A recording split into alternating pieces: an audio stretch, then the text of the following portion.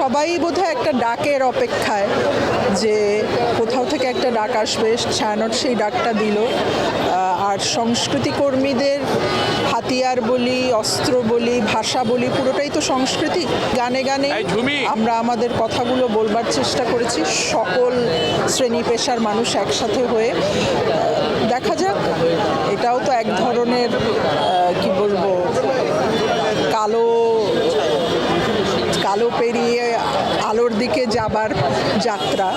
তো সেই যাত্রাটায় আমরা সবাই মিলে দেখা যাক পাড়ি দিতে পারি কিনা। আমার স্বাধীনতা পরবর্তী সময়ে জন্ম, কিন্তু স্বাধীনতা পরবর্তী সময়ে জন্ম হয়ে আমি যেই সংস্কৃতি, যেই ভাষা, যেই গান, যেই নাটককে আমার নিজের বলে জেনেছি, সেইটা এখন প্রশ্নের মুখে পড়ছে।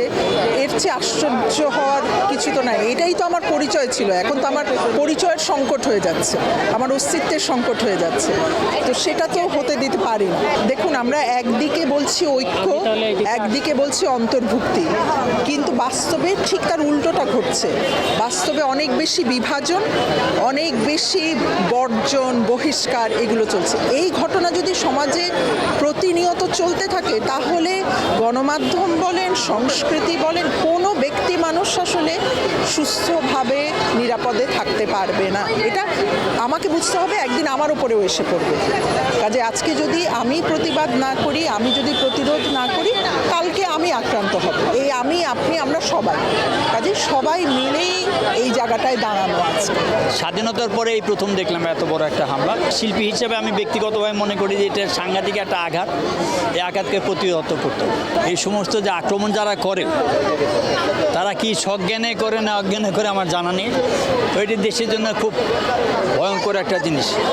বিশেষ করে আমি ছায়ানটের ব্যাপারটা বলছি, এবং বাংলাদেশের আপামর জনগণ এখানে আসছেন সংহতি জানানোর জন্য, এবং সবাই বিভিন্ন সঙ্গীত পরিবেশন করলেন, এবং তাদের সবার মনোবল যেন উত্তর আরও বৃদ্ধি পায়, সেটার চেষ্টা করা হলো। আশা করি বাংলাদেশের সবাই, যত বাঙালি আছেন, বাংলাদেশের জনগণ যেন আমাদের সঙ্গে, শিল্পীদের সঙ্গে, গীতি কবি, শিল্পী, সাহিত্যিক, সাংবাদিক, নৃত্যশিল্পী, চিত্রশিল্পী, সবার সঙ্গে যেন একত্রবদ্ধ থাকি, আমরা যেন একতাবদ্ধ থাকি। আমাদের সবচেয়ে অসুবিধা হলো যে আমরা যারা গান শিল্পী যারা, তারা এক ছাতার ভিতরে আসতে পারলাম না। এটা আমাদের সবচেয়ে দুঃখজনক ঘটনা। এটি যেন না হয়, আগামীতে যেন সবাই একত্রে কাজ করে, তার জন্য।